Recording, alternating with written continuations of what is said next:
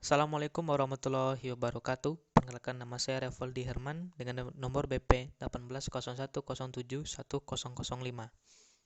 Baiklah, pada kesempatan kali ini saya akan menyampaikan sebuah materi mengenai portofolio investasi obligasi.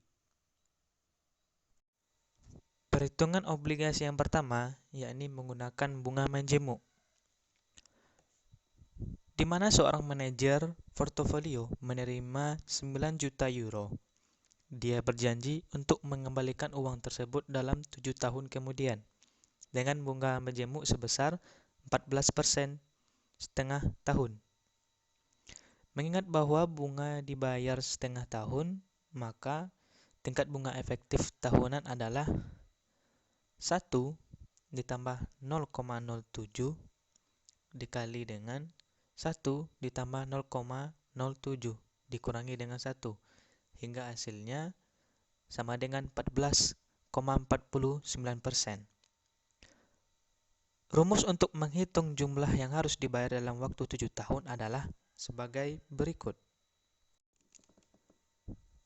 S sama dengan P dikali dengan 1 ditambah R pangkat N, di mana P sama dengan prinsipal, S sama dengan sum at maturity atau jumlah saat jatuh tempo, R sama dengan interest rate per year atau tingkat bunga per tahun, N sama dengan time period in year atau periode dalam 1 tahun waktu.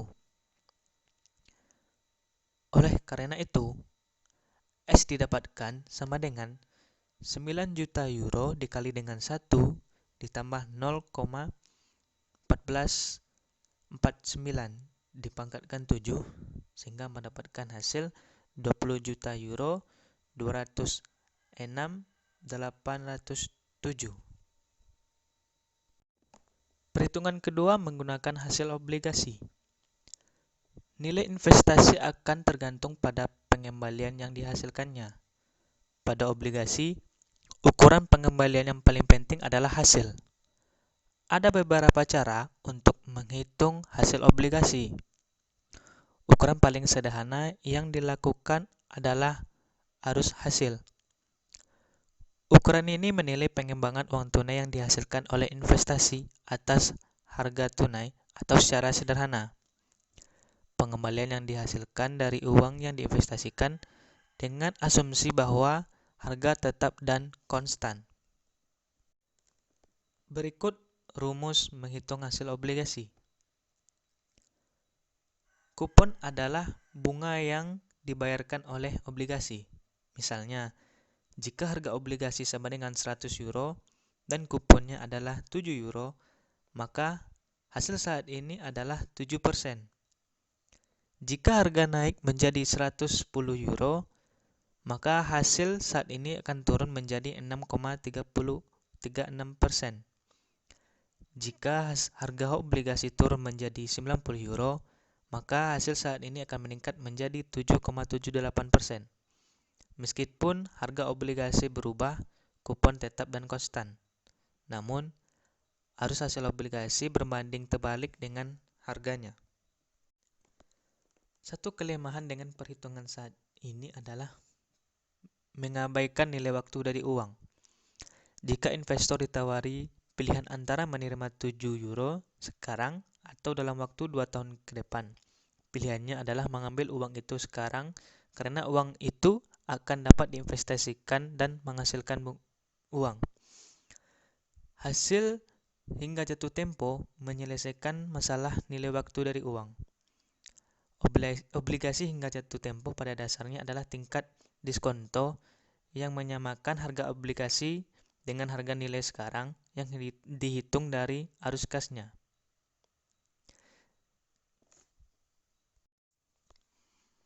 Perhitungan penilaian obligasi yang ketiga adalah penilaian anuitas. Diasumsikan seorang manajer portofolio dari contoh sebelumnya memutuskan untuk berinvestasi pada obligasi dengan spesifikasi sebagai berikut. Obligasi jatuh temponya adalah 17 tahun. Hasil hingga jatuh tempo adalah 14,49%. harga obligasi adalah 100 euro, kupon 7% per tahun, dan nilai obligasinya adalah 9 juta euro.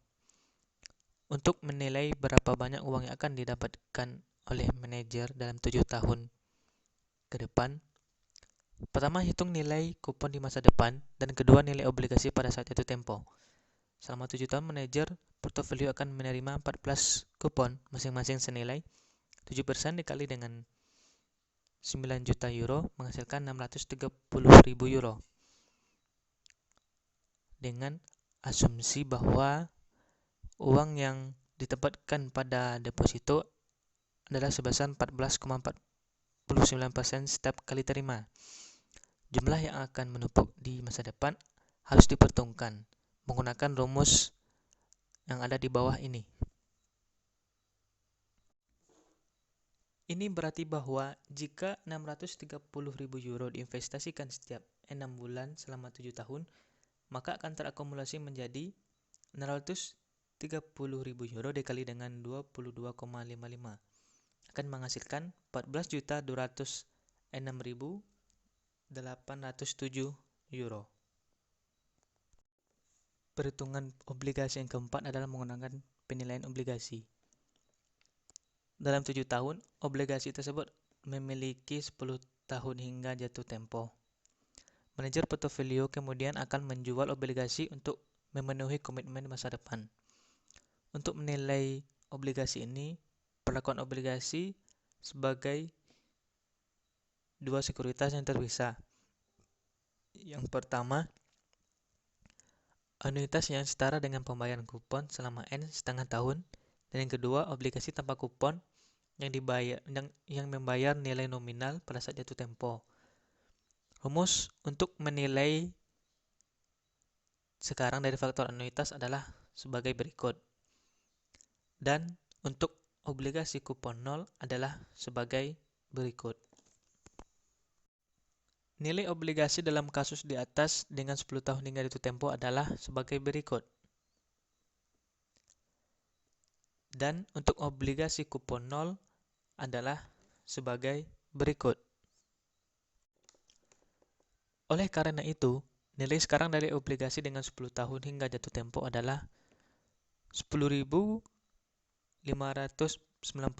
dikali dengan 630.000 ditambah 2.325.771 menghasilkan 9 juta euro. Nilai totalnya adalah 9 juta euro ditambah dengan 14.206.807 euro menghasilkan 23.206.807 euro. Dapat dilihat bahwa manajer portofolio dapat memenuhi targetnya ketika suku bunga 14,49%. Tetapi mungkin gagal memenuhi targetnya ketika suku bunga berubah. Rumus di atas mengasumsikan bahwa kupon yang diterima diinvestasikan kembali pada tingkat yang sama. Jika manajer portofolio hanya dapat menginvestasikan kembali kupon pada tingkat yang lebih rendah, maka pengembalian keseluruhan yang dihasilkan oleh obligasi akan lebih rendah daripada hasil yang diperoleh. Durasi adalah ukuran sensitivitas obligasi terhadap perubahan suku bunga. Namun, sensitivitas obligasi terhadap pergerakan suku bunga dipengaruhi oleh sejumlah faktor yang berbeda. Misalnya, obligasi dengan tanggal jatuh tempo yang lebih lama akan lebih sensitif terhadap perubahan tingkat bunga daripada obligasi dengan jatuh tempo yang lebih pendek. Berkenaan dengan kupon, obligasi dengan kupon yang lebih rendah menunjukkan tingkat sensitivitas terbesar terhadap hasil obligasi. Obligasi dengan kupon yang lebih rendah memiliki nilainya yang terkait dengan nilai nominal.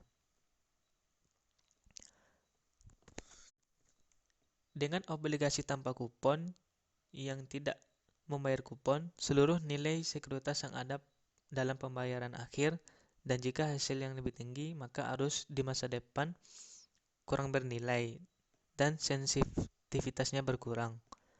Perlu dicatat bahwa hubungan antara kupon dan jatuh tempo dan harga tidak simetris. Hubungannya disebut dengan konveksitas. Jika durasi adalah ukuran gabungan risiko dan secara efektif merupakan rata-rata terimbang lamanya waktu hingga penerimaan pembayaran obligasi.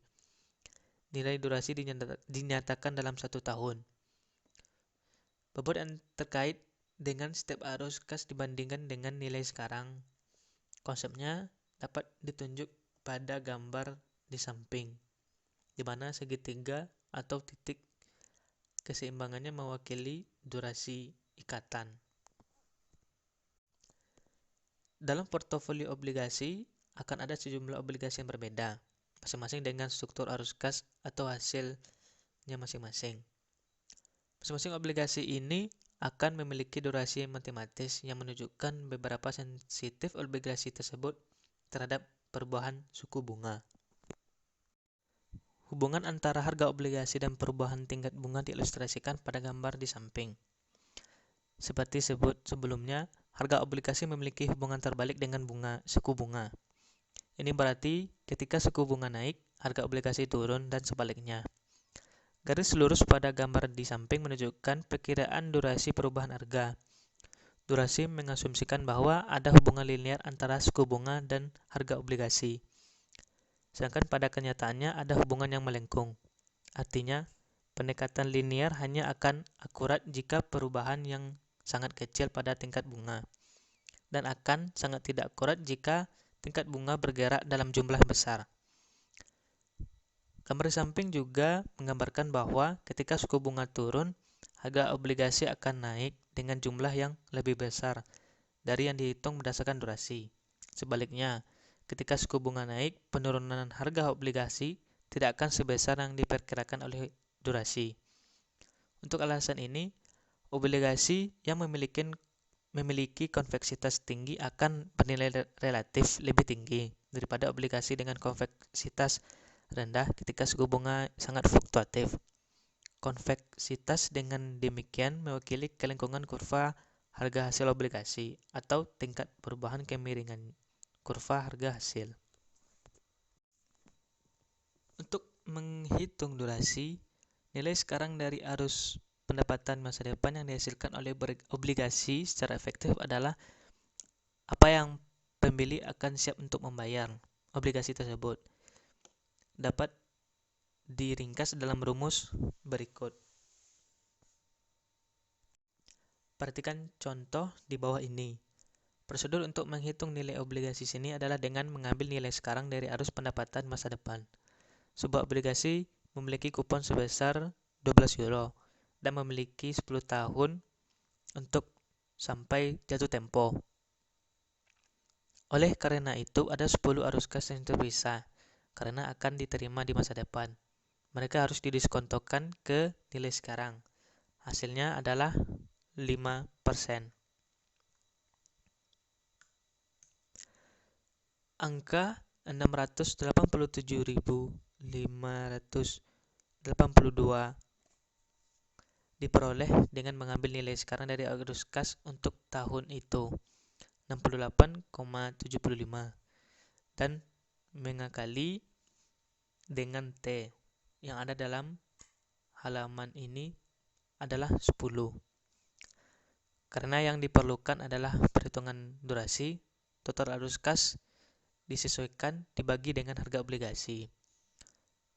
1086 dibagi dengan 154 sama dengan 7,05 tahun. Perhitungan ini juga disebut dengan durasi Macaulay. Sampai di sini dulu pembahasan kali ini. Pembahasan materi berikutnya akan disampaikan pada video selanjutnya.